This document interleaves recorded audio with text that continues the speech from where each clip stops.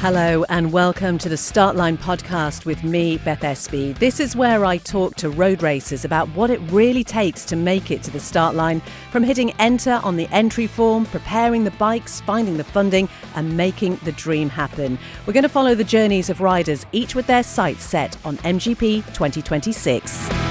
Thank you as ever so much for downloading this episode. And today we're talking to somebody who's got their sights on MGP 2026.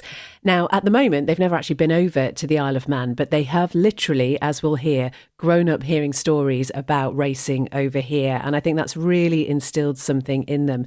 Not a UK rider either, coming from Denmark, so a little bit further, but just a really interesting insight into what has shaped this racer's life so far. Yes, my name is August Kroon. I'm from Denmark. I am 28 years old. I've been riding road racing or short circuit racing for 8 years. And before that, I was riding motocross for also 8 years from my early teens. I'm out of a motorsport family spanning across 3 generations. So it's kind of, in Denmark, we say you're born with gasoline in your blood. So it's kind of like it is. I love that expression. That's brilliant. So tell me more about your family then and what sort of racing's been going on. It all started with my granddad. He actually raced the TT himself back in 1964. When he was 23 years old, he went across to the Isle of Man and raced over there.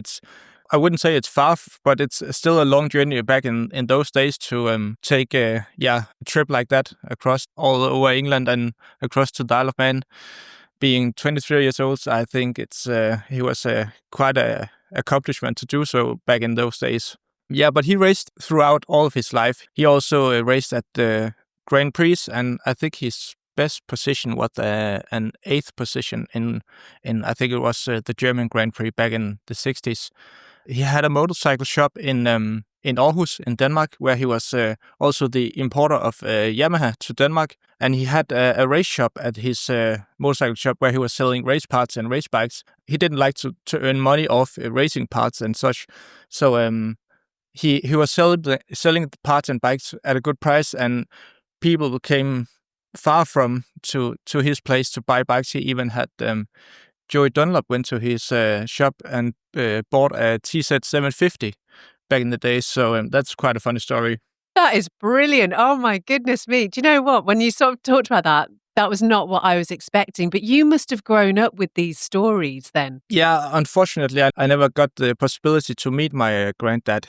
He died when he was 42 back in the early 80s, and I'm from 1997, so that's a bit of a shame, but I've heard many good stories about him. Yeah, he had a daughter, which is my mom, and my mom met my dad at a racetrack where he was racing. So yeah, that's just how it all came about. So there was absolutely no doubt that you were going to be involved in racing in some way, was there? No, not at all. My dad was racing.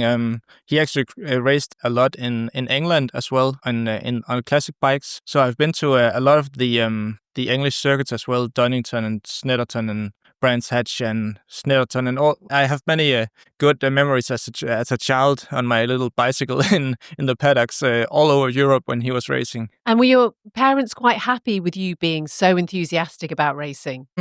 I think I have always ridden on bikes. I had a little motocross bike when I was small, and I started getting more interested in doing it more serious when I was about 10, 12 years old, and my dad and my mom and dad got me a motocross bike, and it kind of conflicted because I started to taking it more serious and did some Danish championship races, and it kind of collided with my dad's racing calendar, and he was like, okay, I have raced for 30 years already, maybe I should just pack it in, and now it's time for a generation shift, if you can say. So that was he packed in, and I started taking motocross more seriously, and that's how it went. And have you been over to the Isle of Man to watch yet? I haven't, actually. I know it sounds a bit weird, but the possibility hasn't been there for me, like taking time off work, and like, because when I have raced in here in Europe, I have used all my vacation days to take off to go to Germany and Sweden and other places to race. So taking a 14 days out of the calendar to go and watch the TT hasn't been. It has been dream, of course, but it hasn't been prioritized because I choose to go racing myself. If that makes any sense. Yeah, no, absolutely. I mean, it's a long way to come, isn't it? I mean, it's still, yeah, there's a lot to sort of like think about getting over here. But is racing on the Isle of Man something that you would like to do? Of course it is. It's a big dream.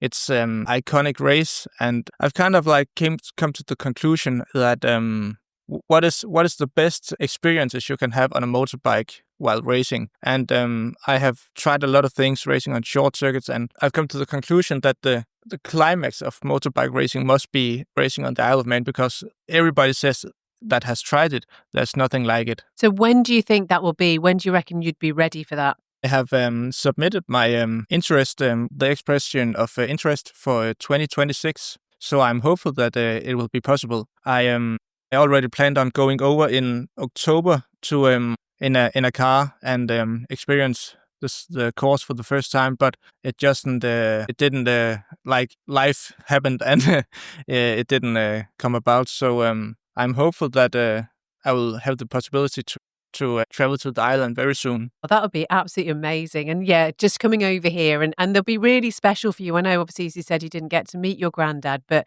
his memory is so attached to here that it'll be a really, really special thing for you to do that. And in terms then of getting to know the course, I know we talked to a lot of people who either play the game on the PlayStation or they watch lots of onboards. How are you learning it? It's quite a funny story. My mom went to the 100 years anniversary race in 2007, and she brought home the PlayStation game, the TT PlayStation game, and I had it like I couldn't stop playing it, and we went on a holiday skiing in Austria that winter with a couple of former Grand Prix mechanics called Alistair Taylor and Derek Booth, who is friends of my mom.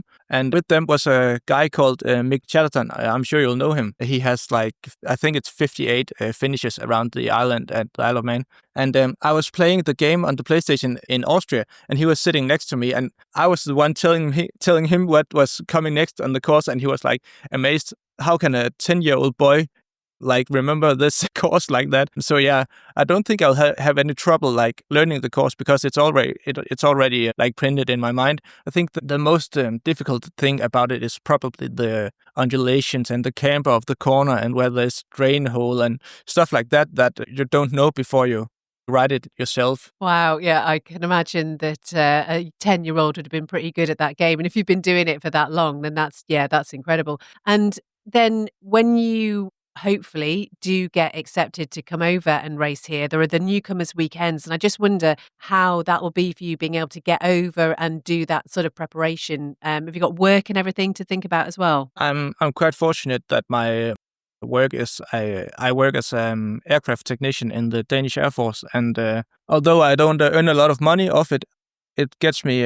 It's very flexible for me, so I can take the time off I need to do stuff like that, and I'm very happy about that. But yeah, that's brilliant, isn't it? Absolutely. And have you finished your racing for the season now? Yeah, it finished back in September. We raced we raced the final of the Danish championship in Norway. So that was also I know Norway and Denmark, it's Scandinavia, but Norway is quite a bit of a travel to get there from Denmark as well. So yeah, but it was a very good weekend where I won both races and secured the Danish Superbike Championship. So that was a big success. That is amazing. And is that the sort of the best success that you've had so far, or how else have you been doing? Yeah, I would say so. I think that this championship is the one I'm most proud about, because the competition this year was very tough. I've raced a couple of years in Germany in the German Classic Trophy, which is like the German championship for classic bikes,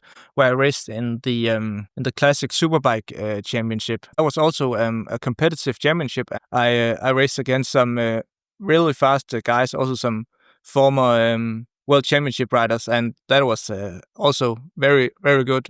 Yeah, I would say so. The German Classic Championship, which I won in 2022, and then now the Danish Championship in 25 has been the best results I've had. That is brilliant. I just wonder, we talk to people sometimes once the racing season is over, and it's just all a little bit miserable because there's not a lot really going on. And I just, do you find it a difficult time when you're not able to get out there and race? That's a good question. Since I've choose to like put all my apples in one bucket, and is that even a saying in English? Yeah, no, apples in one basket. Yeah, I got you. Yeah. I've choose to decide to go for the Manx next year. I had to have a change of machinery because I was riding a superbike. So I sold the superbike, and then I went to England a month ago and bought a R6 Yamaha R6 of Tom Wheaton, which is ready to take to the island because he was using it this year until he had his crash on his Super Twin. So I think I have a good bike from him, and that's what I'm using time on now to make that ready and top notch for opening the season 2026 on the short circuits. I mean, you mentioned your job. We didn't really talk very much about that, but that sounds really exciting working in the Air Force. Is that something that you always wanted to do? Yeah, it's started education as a aircraft technician when I was 18 years old. After my one of my dad's friends, he had worked many years in the Danish Air Force as an aircraft technician, and he told me it was a very good education to have, and I kind of I like the combination of the technical part of it and also the part of like being in kind of a military environment. And again, sort of just being around those sort of people. Are there any other people there who are into the same sort of things? Yeah, I have actually one of my colleagues. I have convinced him to buy a track bike. So he has gone out and bought a track bike which he will race some track days with next year. And I have a couple of colleagues who's also keen on traveling with me to the island when I'm hopefully going to race over there and mechanic for me. So that's quite nice. That's brilliant. Yeah, you need to have that team around you because that's really important, isn't it? Not just for the maintenance of the bike, but obviously things like pit stops and all of that sort of thing. And it sounds like you're sort of pretty ready for that. Will any of your family be coming too if you're hopefully here? Yeah. As long as I have been racing, it has been like a family team with my mom and my dad and my girlfriend. We go to the tracks in the van and like do it as a family thing and really enjoy it. So yeah, my family will come too and support me all the best they can. And what about sponsorship then? Is that something that you have been looking for that you've managed to get? I've done something for this project that because to do the Manx is like it has some budget what you call it difficulties because it's expensive for me to go there and it's to go to the newcomer weekends and to go with the bike and the van, and so it's more expensive than what I've been doing up until now. So I have actually set up a GoFundMe page where the goal was to kind of fund the extra costs that it will be to go there, and I set a goal of about £6,000, and I think right now it's up to about £3,500, and people have come on board in other ways. So the goal is quite close to being possible to do the project. So I'm hopeful that even more people can go and donate so I can get the best possible preparations, to pay for my plane tickets and rental cars to go and do laps. It's really lovely, isn't it, when people support you, and it must mean a lot. It does mean a lot. And, when people you don't know at all donate money to your cause, it's a really good pat on the shoulder. So I really appreciate everyone who has donated. And you are good on social media as well, because again, that's really great, isn't it, to get your name out there so people, especially when you're hopefully going to be over here, they've been following you up to that point. Do you enjoy that?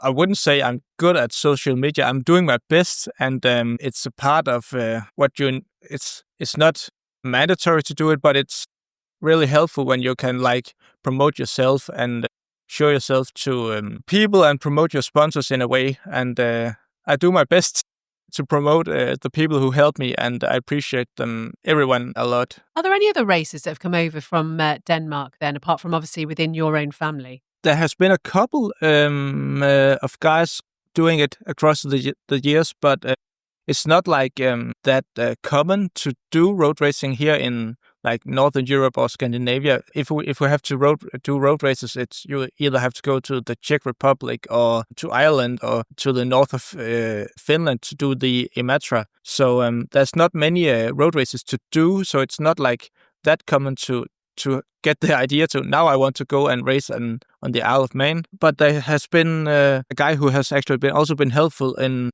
helping me, Carsten Svensson, who raced at the Manx for I think it was 3 or 4 years, where he did the lightweight races on a 250, and I think he's the latest to do it. Wow. So now, as you mentioned, it is just waiting. You can get your bike ready. What does Christmas look like for you and your family? My girlfriend and me just moved into a new house, so that's also a lot of hours going into this to get our stuff in place. Most of the Christmas will be held at the workshop where I will prepare the bike, and yeah, that's kind of like my main priority for this winter. That sounds like a fun Christmas day.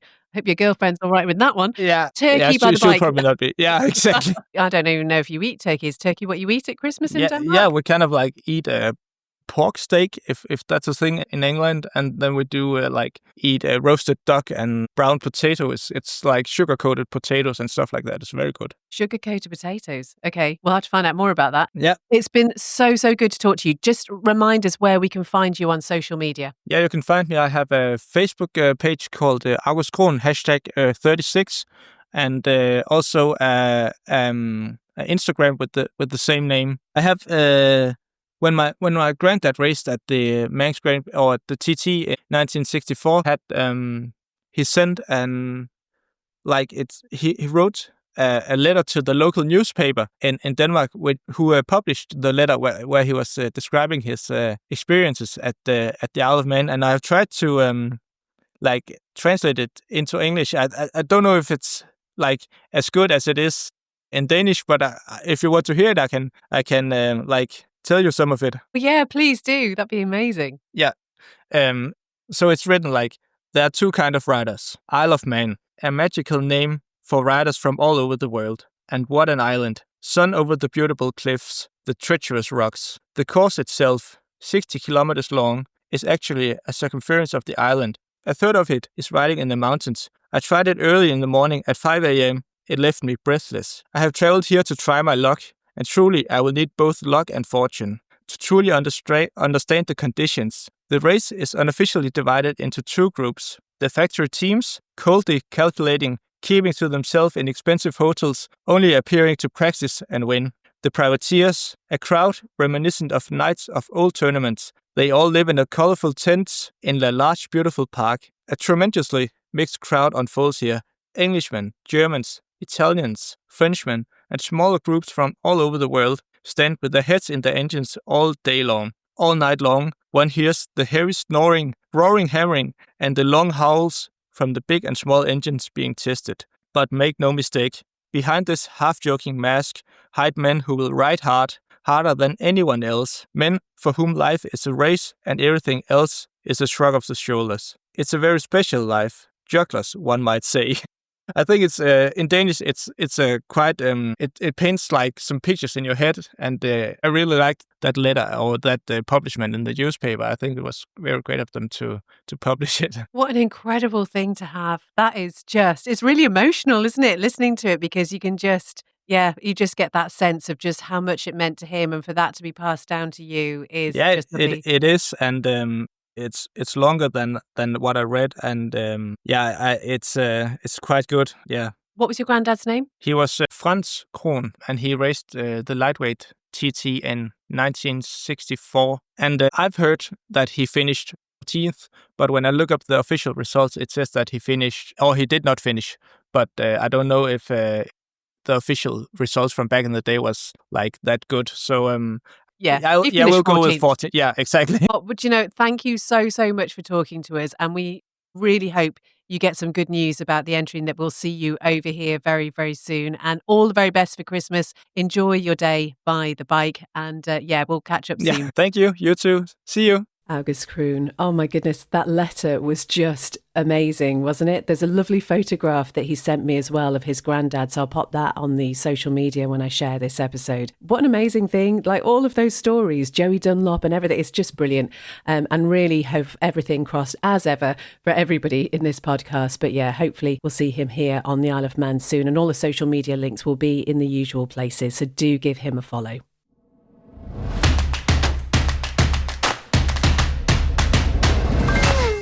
So we're going to continue hearing now from people who've done the Manx Grand Prix for the first time fairly recently, because it's just good to get an insight into the sort of things that they would have liked to have known before they set out for the first time. Today, we're going to hear from Craig Stupek. Hi Beth. To answer the question, I actually thought about it a little bit, because obviously the route I took was a different way of learning it and going through the process.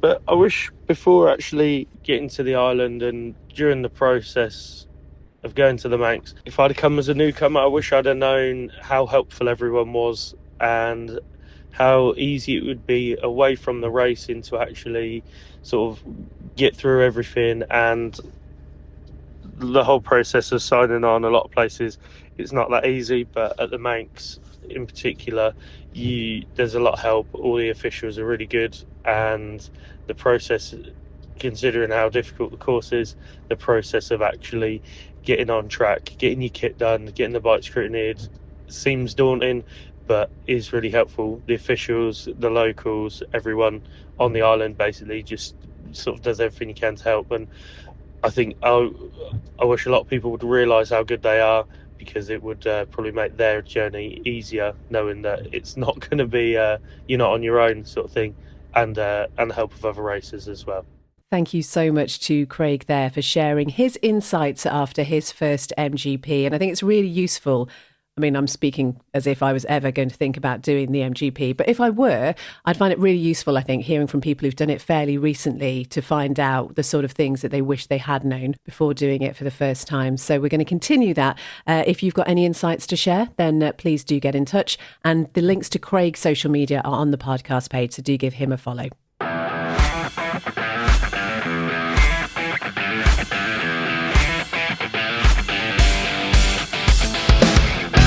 Thank you very much indeed for listening to this episode of Startline. Do take some time to find the riders on social media. Your support is very much appreciated. And if you'd like to get in touch with me and be part of the podcast in the future, you can email beth@startline.im. Until next time, take care. Bye-bye.